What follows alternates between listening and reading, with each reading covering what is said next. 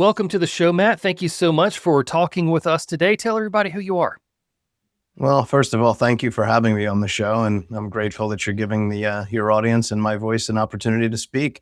Matt Saylor, I'm the founder and CEO of IC Realtime Security. We are a manufacturer of video surveillance, both from the technology side, meaning the software, and the hardware side as well. So you are well versed when it comes to surveillance systems all the way around, right? Yes, sir. I've been in this space now for a little under 30 years. So I've A little under I got 30 to years. I got to see this come from the days of time-lapse video recorders that were on a VHS tape, all the way to where we live now, which is, the heavy AI capability. So that's a really broad spectrum I've got to witness. Oh yeah, man. Because I was going to ask you because that's a long time. So obviously you've gone from VHS, which I totally remember had that, and so now you kind of looked at the proliferation of how AI is influencing Yeah. surveillance technology just in the last couple of years. Give me your thoughts on that. AI is it's one of these buzzwords that comes around every X amount of years. There seems to be a new terminology that's put into our market and pretty much every market. And AI has caught on like a fire, if you will. And it's often misinterpreted, like many technologies that come out. People overemphasize what the use is, but I think the real beauty of AI, if you use it properly, is to understand human behavior and then better your product around how to deliver the behavior. So it's a misconception that AI is this James Bond type, addition to a software platform. And I'm speaking to it from a video surveillance perspective, but it doesn't do magic. The basic core underlying features that it does offer is it takes the data that exists and it makes sense of it. And the way it's being used, and I believe the way it's going to continue to be used, is to pay attention to more of a human-centric aspect. It's going to be able to gain great insights on user behaviors, and each behavior is unique to that user, whether it be a residential, a commercial, a governmental installation, if you will. And what it does is basically what we want to find out now in AI, at least through our eyes and my company's eyes, is how to better the offering to the customer, whoever that customer may be. So AI, when we look at it, is really understanding what do people do on their daily basis. If we used, Andy, just a residential setting, what Mhm. are the things that people look back on the most? What are things that happen that are anomalies? And what are commonalities that happen on a daily and weekly basis? And to us, we use AI a lot differently. Of course, we use the base AI where you're able to give them a lot more of a specific result. If I may, I'll give you like an example. So when Sure. video surveillance first came out, all it did was record, and when something happened, you would then have to take hours of labor and scroll through data, and you would hope to find any little tidbit, and then years later, let's call it 13, 15 years later, motion detection became something, and it was able to only give you notifications when an event took place. But events were not really defined that well. So an event could have been a tree blowing, a leaf blowing, it could have been a flag moving, and that wasn't an event of use. And then you move to, let's call it a decade ago, and it became what we called advanced motion detection. And that was able to discern between, okay, now I can understand that it's a person, it's a vehicle, it's a package. And now your notifications were kind of shrunken down to a little more of what you actually wanted in the data. So AI takes it to the next level, which is what exactly is important to you. And therefore, I only want to notify you on things that are really relevant to your life. And to kind of then bring that back to what I was talking about, the way we look at it, if you look at the human behavior and you look at kind of what does someone expect, a lot of times they don't know what to expect, but you'll see commonalities through a week. So if you kind of use a residential setting as an example, maybe that you notice the pool guy comes every Thursday at 9 a.m. Well, you never realize maybe that would be an alert you'd be interested to. So AI is able to gather all these things and then create you suggestions based on what's happening in the environment. And that's really the application that we see as being really impactful. to the user. And that was just a low level example, but I think you get the gist of where I'm coming from on that.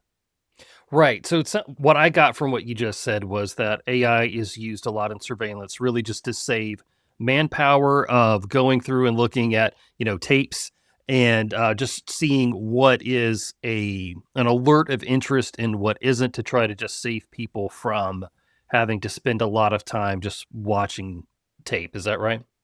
Yeah, 100%. And, we go away from tape and we went on to NVRs, which are now network video recorders. Obviously, they record to a hard drive.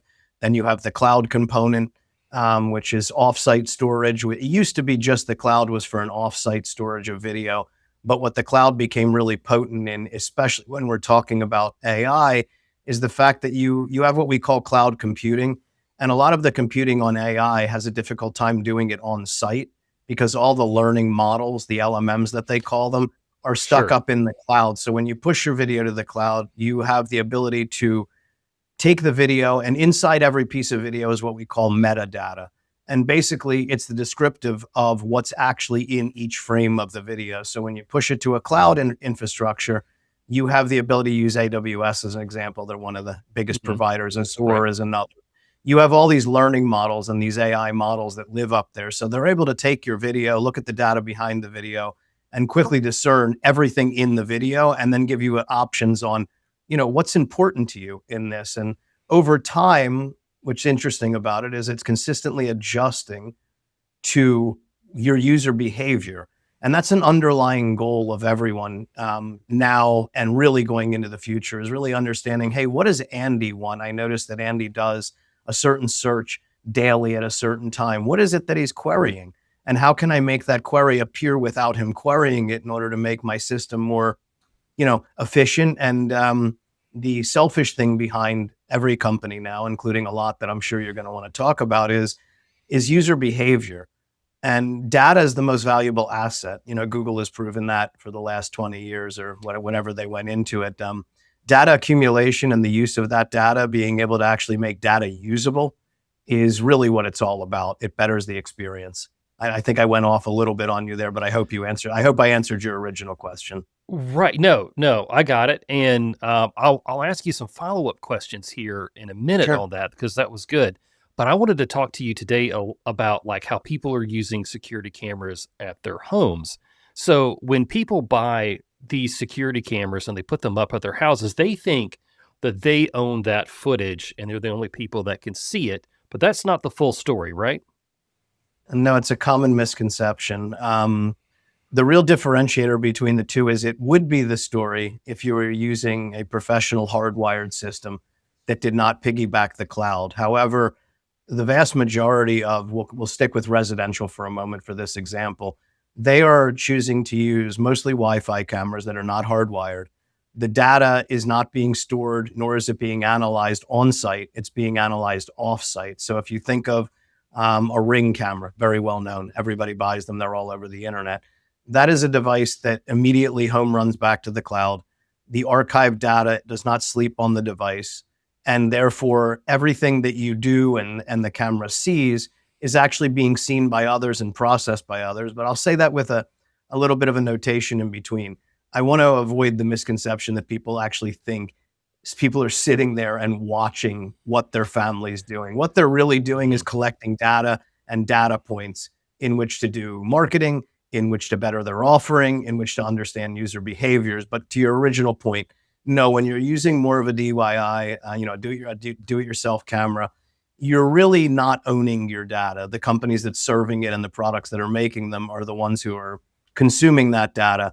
But I think there is a very key differentiator there with what they're doing with the data. Most people think, oh my God, I don't want people watching my cameras. There's nobody actually watching your camera. However, the algorithms are really paying attention to how you use your system, what subject matter appears, how often you use the application, what do you do within that application. It's consuming data, and that data is being used for multiple purposes. But you are correct that the majority of what I'd call a basic, consumer product, it is not your data. When you look at IC Realtime and many manufacturers like us, the vast majority, 97% of all the products we sell are hardwired. The actual NVR is on site. If we do use cloud, it would mostly be for a redundancy standpoint. So if you had failure of the hardware on site, you would then have the ability to store that data in the cloud and retrieve it should an event take place. But real security systems, you do not have the issue that you had just referenced. It's much more so with the generic cameras that are really towards the consumer. Right. And so, before I ask my next question, you brought up a Sure. really good point, and that is, you talked about a wireless camera and a wired camera. Yes, Kind sir. of tell us what the difference is. Obviously, there's a difference in installation, but there's also a difference in how the footage is used, right? No question. And there's really a difference. The biggest difference is the security of your footage. So when you have a hardwired camera, hardwired nowadays means you're generally, you're going to pull a Cat 5 or a Cat 6. That's going to connect to your internal LAN network. That's going to go directly back to your NVR. It's quite secure. It's password encrypted. There's multiple layers of encryption. Then you go to the other. You look at a Wi-Fi camera. You're using a Wi-Fi network, which is visible to anyone. It's very easy to hack a Wi-Fi network. The signal exists way outside of your house. If you have a strong Wi-Fi in your home, you could be 100 feet away from your home and grab that Wi-Fi signal. And a key differentiator is it's very easy to disturb the signal itself. So there's jammers that you can buy, unfortunately, online right now for under $100 that you can flip on, walk into a Wi-Fi ecosystem where the cameras are not hardwired. And, as soon as you get within 80 feet of the home, the Wi-Fi dies. You have no recording. You have no streaming. It all disappears. So the real diff is, twofold. One is you do not really own your data, as you had pointed out. But I think the security aspect of it is extremely important to look at, that it's easy to disturb, it's easy to interfere, and it's easy to hack into. So, I mean, I would strongly advise people, to stay away from Wi-Fi for your real surveillance. If you're just trying to put up a nanny cam and, you want to watch the Mhm. dog in the backyard or something really basic, it's fine. We sell a doorbell camera. We sell them two flavors. We sell one that's Wi-Fi and we sell one that's hardwired. I sell a lot more of the hardwired one because of what we just covered. But I do understand that some people don't have the budget to buy a full surveillance system and they still want to know when a package gets delivered and, some basic things. So I'm not knocking it and saying that there's not a place for it. But when you think of security, I wouldn't think of Wi-Fi as a secure way to, transmit and store your data. Right, and I appreciate that perspective, and thank you for, kind of really giving us an expert's opinion on, the two differences there. I've kind of been watching how Wi-Fi jammers were just this concept a couple of years ago, and now we're seeing, I think, security footage every week of, these guys walking through with the box with all the antennas sticking out of it, and that's the last Yeah, frame you see, and then that's it was it. like, "Oh, and then the house was robbed." Yeah. Yeah, it's really simplistic because all Wi-Fi is transmitting through the air, and the jammer is a really low price device, and all it does is disturb the signal. And like you said, yeah, you see it on the news every day where a guy comes up in a hoodie, you can't see his face, and he has a backpack, and there's like 5 antennas sticking out of it, and then before you know it, footage is gone, and the next footage you see is the back of someone in a hoodie leaving, and that's Right. not very useful. Right. It's not. It's not. So you've talked about with these DIY cameras that are, Mm. Wi-Fi enabled, our data is going to the cloud and sometimes it's being stored. You've had an interesting phrase in some of the stuff that I've been reading about you, and that is the price of our security data. What is the real price for our security data as families? I think it's relative. I made the statement earlier on, but I think it's relative to understand that when they say they're taking your data, they are and they aren't. They're taking the user behavior and the user centric portion of the data. I don't believe that there's an interest in the physical data itself. And, the example is I don't think they really care that a car pulled into your driveway. What they really are concerned with is what did that mean for data? And I guess the best explanation I can give you is outside of surveillance. So if you kind of look back, and hopefully this stays on point and we can tie it back together. But if you look back at Google when they first came out, nobody really understood why they were doing what they were doing. They Mm, opened up a single platform website. It had one line of query. You typed in what you wished. There was no ads. There was no paid things, and it gave you all of this valuable information. And when you looked at their data from their filings, they were losing tens of billions of dollars annually. And I mean, Google in its early days lost hundreds of billions of dollars. And a lot of people were like, I just don't understand why. Well, the reason's really simple, is because data's got more worth than a physical asset. So if you think about what were they doing, and this really ties it back, they were acquiring priceless data. What do people like? What do they query? Then they truncate that down to what region do they live in? What next behaviors do they take from these queries? And by, you think of the years of data that Google collected, they weren't the first search engine. They weren't the last search engine, but they came about it from a very different aspect, which was, we're really only concerned with the data that we can consume to understand product and people behaviors. Now you look at what Google is, and no one can catch them because they spent that money on the onset. So look at that from, I guess, the lens of the video surveillance world. Your price of data is priceless. It's the most important asset that all these companies are looking for. There is nothing more valuable than user behaviors, and then being able to segregate them by regions, by households. And from a marketing standpoint, it's invaluable. From a product perspective, it's invaluable. From the creation of a application, they want to know, how many times did you use it? Are you a daily user? Are you a weekly user? Are there certain times that you use it? And then that data feeds into, well, why are you doing that? And how can I make my product more appealing? And a lot of their drive is to create user behavior on a repetitive basis. So if I can understand why you do something, I can make my product more likable by you. In return, what's that going to do? You're going to use it more often. So their overarching or underlying goal would be, how do I make my product and or my software a part of your daily life? If you look at the largest platforms that exist, their entire life is based around you visiting that platform as often as possible and making it a part of your daily habits. I know we went back and forth a little bit, but I think that kind of... Yeah, no, that made absolute sense to me. And you were right talking about Google and how, like, in the beginning, nobody really understood what they were doing, but they were building a database. Yeah, I invaluable. happen Right, and I happen to think about, Elon Musk buying Twitter, and he turned it into X, but there was a treasure trove of data there to mine for all sorts of different things. And that's not necessarily security camera related, but that was just a thought that I Oh, had. yeah, it's true. All these people buy these platforms to consume mass amounts of data, and that data is invaluable. We've talked a lot about how the data pulled from my, home surveillance system is being analyzed. As the average person, that sounds a little unsettling. Should I be worried about that? Well, listen, at the end of the day, it's somewhat deceptive. And I think the deceptive part of it, at least from my perspective, is a lot of these people, and there's been legalities around what I'm about to say from almost every, do-it-yourself type product, is rather than asking you if you'd like to opt into their learning module, they automatically opt you in, and they don't tell you that you're opted in. And then hidden beneath multiple layers of code is an opt out. So they've had a lot of legality and a lot of suits, and I believe a lot of them are going to the other side, where they do not opt you in automatically. However, they do, incentivize you to opt in, and you get certain things for opting in. But that's the thing that I really find, if you want to ask me about something that I would say is disturbing, it's less so they're using the data if you were giving them, the permission to use the data. I think the thing that I'd have an issue with is the fact that they opt you in automatically and they don't tell you you're opted in. And that's deceptive. Yeah. No, I completely agree. And I've been watching the same news stories come out about, which company just, hey, you're automatically opted in.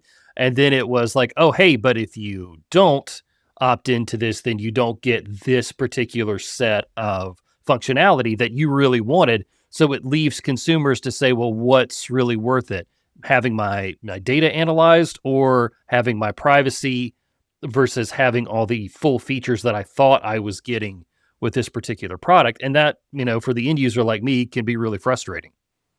It's really funny, just to expand on what you just said. A lot of these platforms will actually give things to you for free if you opt in. Hmm. And the second you opt out, it becomes a paid platform. So I'm not going to give you names because I don't want to talk to it, but Sure. Yep. there's many tracking companies that are out there that are for home safety and security that have a freemium plan. And they give you all of these really amazing features for nothing. But the second you opt out of sharing your data, they become $9, $10, $12 a month features. So it's like, I mean, you can read through that line right there. It's like, hey, man, I'll give you all these things for free, but they're not for free because the data that you're providing them is far more valuable than the $8 a month you're paying for their service, because Hmm. that data is what's going to dictate all their next generation of or iterations of hardware and software and user features. Because something worth mentioning is when you give permission and you opt into a freemium plan, which there's a lot of tracking and a lot of camera companies that love to give you everything. So, hey, to the consumer, Andy, hey, man, you're not going to pay $120 a year. It's totally free.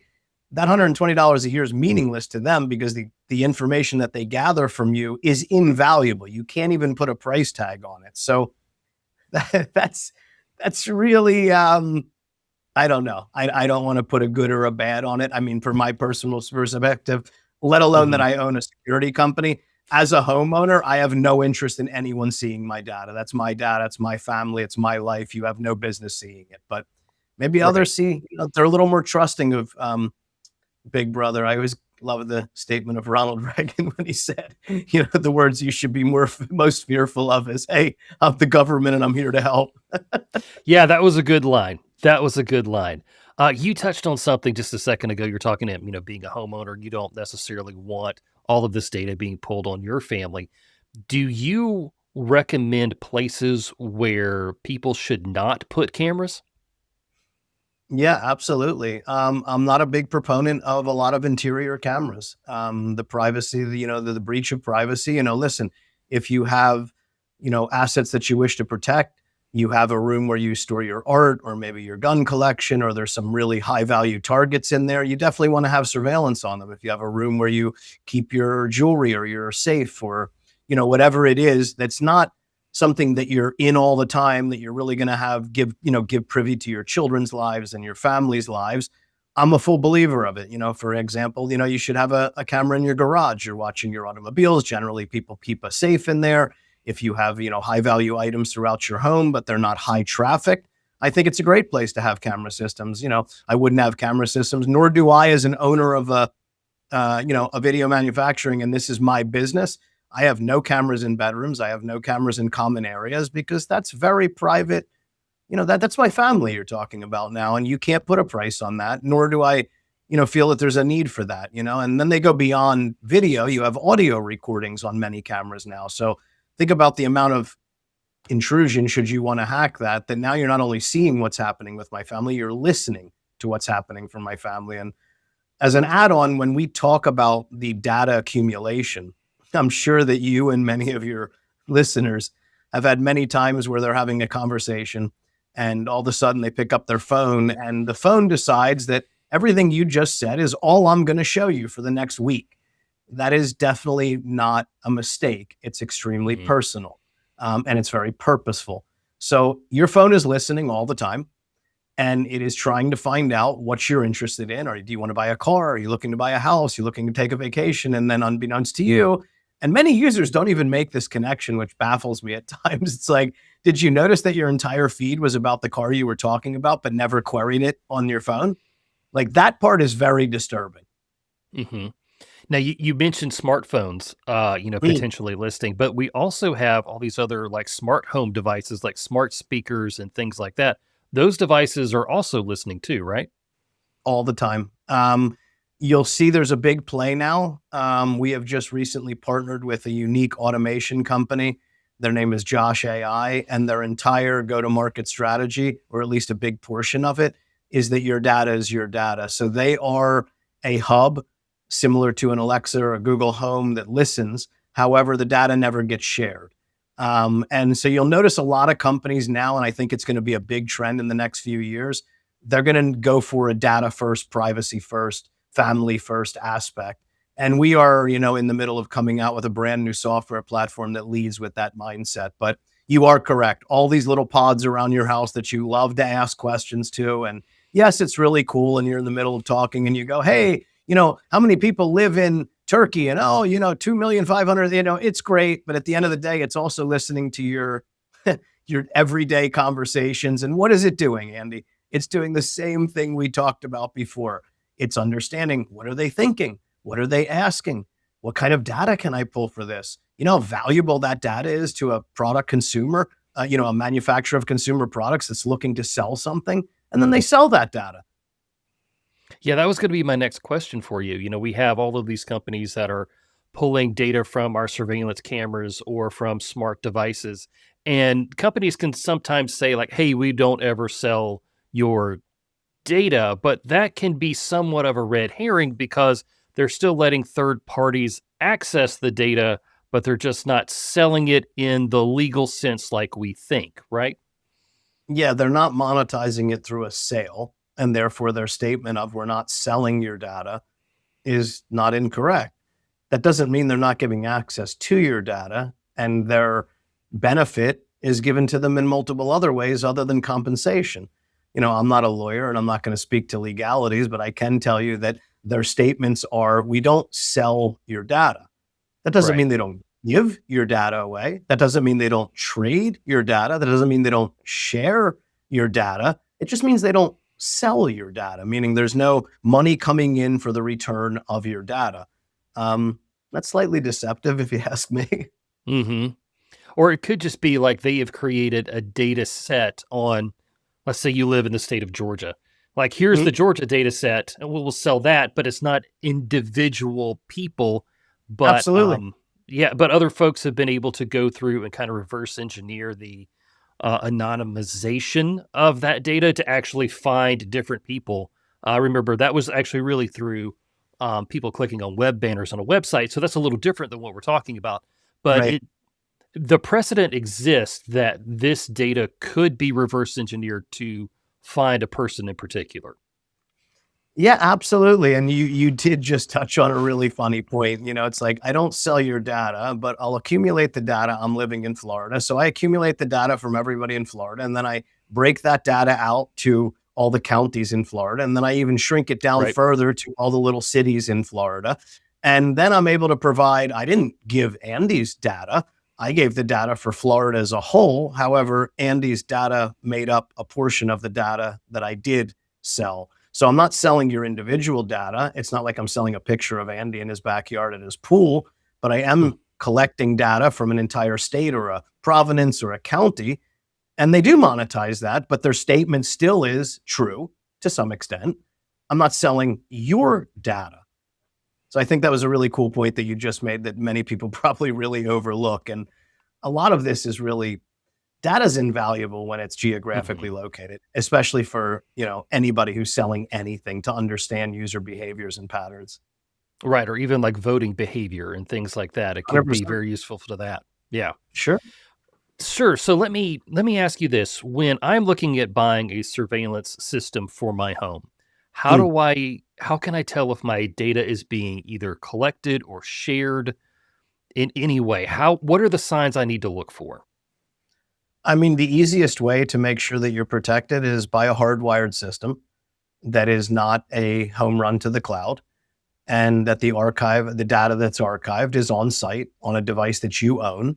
There's a lot of inconsistencies around how people now lease product, and therefore you never own the actual product. It's similar to leasing a car versus owning a car. And there's a lot of little tricky ways that, being that it's not yours, you didn't buy it, you don't own it, they don't have to give you the same securities that they do should you own it. So I think the easiest way is, my products, I see real time, all we do is sell products that you own. I don't lease them, they're yours. Your data is yours. It's stored on multiple hard drives depending on the time period in which you want your data to be archived. It's inside of your home, and it has no cloud connectivity should you not want it. Some of my customers do want redundancy, as I went over before. They want elongated storage that maybe not be possible on site. They may want to do cloud computing, which is a lot of the heavy AI lifting. If you do want to take advantage of the latest models that are created, you're going to have some kind of edge device and or cloud component in which to do it. That is migrating down to the hardware aspect, but it's a lot quicker to do it upstairs than it is down. So to answer your question is, look for a hardwired system. You own the device, you buy it, you're not leasing it, and you have no connectivity to the cloud for anything other than redundancy. So, my next question here, we talked a little bit about this offline. There are cameras that get footage of us out in public, and most notably, flock safety has come under a lot of public scrutiny in the media for how they handle data, how they first started seemingly appearing on every street corner in the United States. You know, what kind of data are they processing? Are they actually getting pictures of my car and me? I know you don't work for the company, but just kind of give me your thoughts on how Flock has sort of changed how I feel about going outside.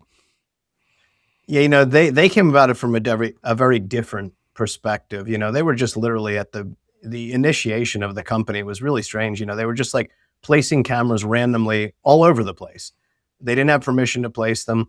The exact data or reasoning behind it, I'm not going to comment to because I don't know what it was. But I mean, if you have a camera that's placed on the side of a road, obviously it's grabbing the cars, it's grabbing the vehicles. I would assume it's got LPR, which is license plate technology.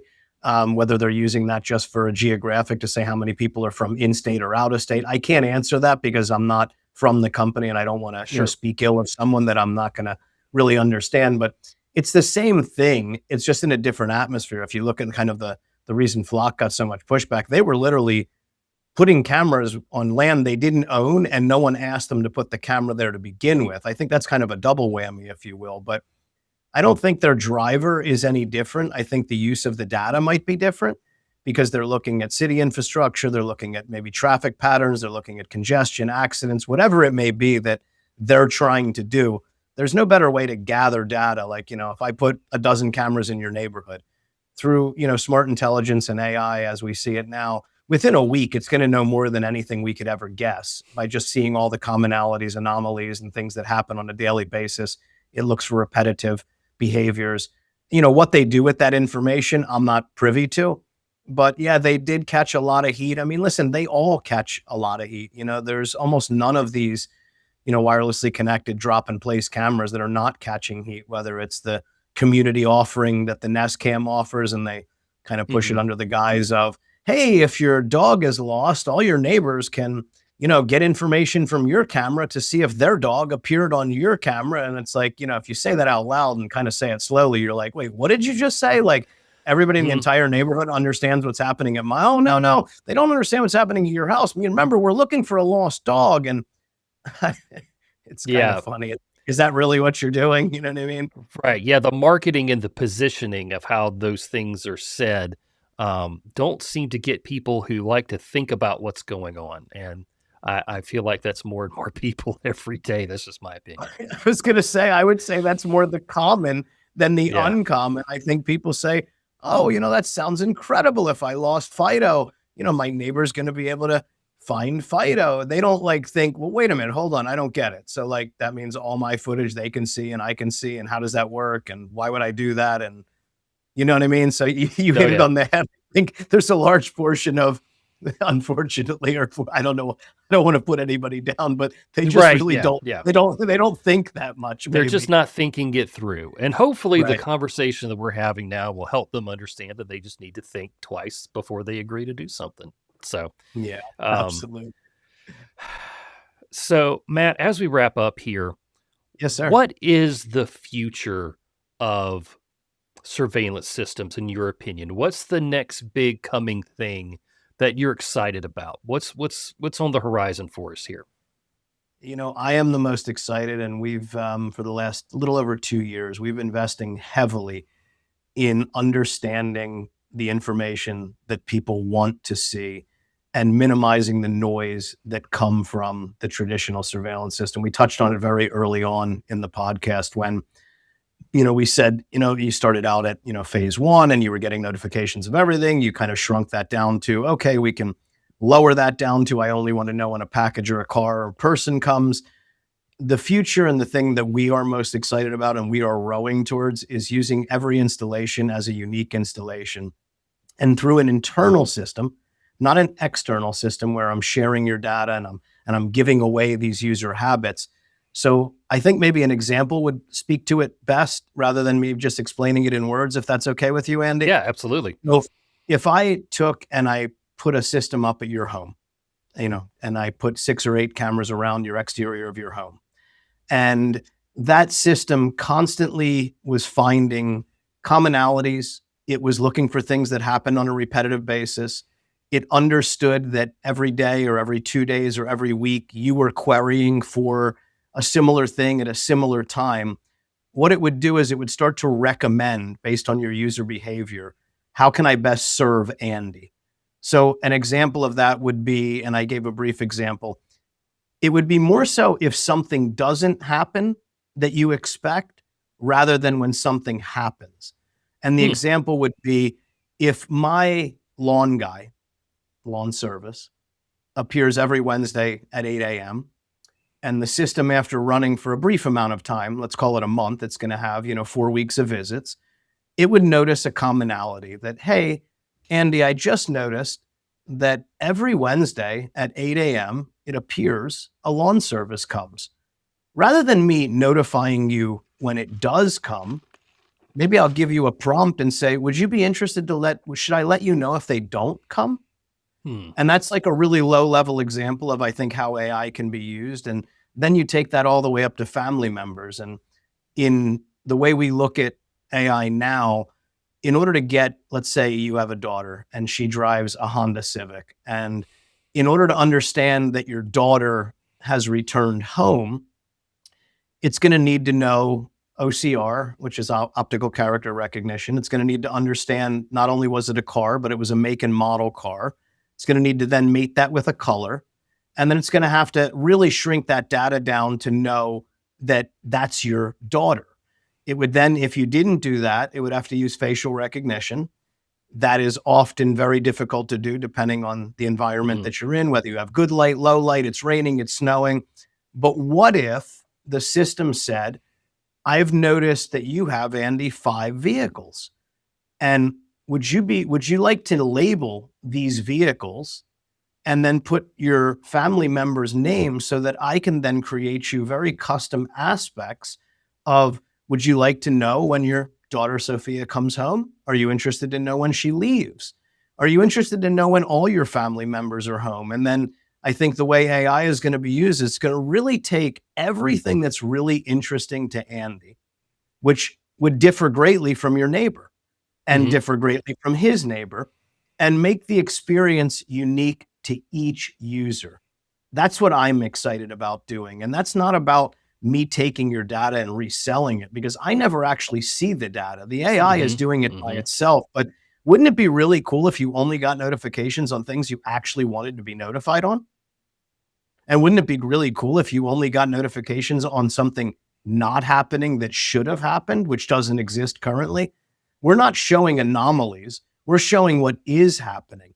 I think what's more important is if we expect something to happen and it doesn't happen, whether Right. that's a babysitter arriving, a pool guy, a lawn guy, my family members coming or leaving. There's so many really cool things. And the other thing that I'm really interested in seeing how it kind of rolls out is the understanding of how people wish to use the system and giving it to them in that manner and that manner only. I think too many companies sell what they want to sell, but they don't Hmm. sell what people really want to buy. And then when they buy it, they don't understand how to use it. There's a clumsiness to it. So when I look at AI, I look at it as a very helpful thing. I look at it that it's eyes that are constantly observing what you wish to do. And then how can I deliver that to you in a seamless manner that becomes a part of your daily routine? And there is some commonality in the big data companies that they do want to understand patterns so that they can make your life better. Does that give you kind of a good explanation? It does, yeah, because I think you made the great point of, sometimes when something doesn't happen or something doesn't appear that normally does, that is an anomaly. A lot of people think that anomaly is when something happens or something appears, and sometimes that anomaly really is the absence of someone, the absence of an object Absolutely. is Yeah. an anomaly that needs to be investigated. And I also like the fact that you're talking about that is on the system that is in my house. It is not being shared by Yeah. anybody else. All of that data stays there. I think that is very appealing to somebody like me. I have no privilege nor visibility to the data either because it's not recommending these things to me. It's Hmm. recommending them to you as a user. So, a week or two goes by in your home and all of a sudden the system would say, I've noticed X. Would you like to make this an alert? Or I've noticed the absence of X. Would you like me to alert you when this doesn't happen? That information never gets back to me or my company. But from the user standpoint, and being it's a closed ecosystem, I would think that's invaluable to you as Hmm. a homeowner to constantly kind of, how do I better what you see? What do you want? That's what AI's power is. I mean, amazing to me. I think it's fascinating. Yeah, absolutely. Matt, like our conversation has been fascinating. I've absolutely enjoyed this. For the people who are listening who want to know more about you and your company, where can they find out about you online? Well, first of all, I thank you for having me. And it has been a really nice conversation. I've done a lot of these talks, and this was a really fun one to do. And I think we covered some really valuable information. Take a look at our company. It's IC Realtime, letter I, letter C, Realtime, one word, REALTIME.com. You can find all the information that we spoke to. You can look me up online, Matt Saylor. I would love to hear from any readers, any questions or comments, any things that people would love. I think some of the greatest ideas don't come from our mind. They come from the people that actually use the products we want to sell. So I always avail myself as an ear. Some great ideas we don't come up with. Some of the best things we've ever created were needs that were of our users. So that's how you can find me, and grateful that you had me as a guest. And if you ever want to talk again, I'd love the opportunity. All right, man. I appreciate what you're doing. Thank you for talking to us and bringing this down all to plain language that we can understand. Best of luck to you, man. Thanks, you brother. Be well.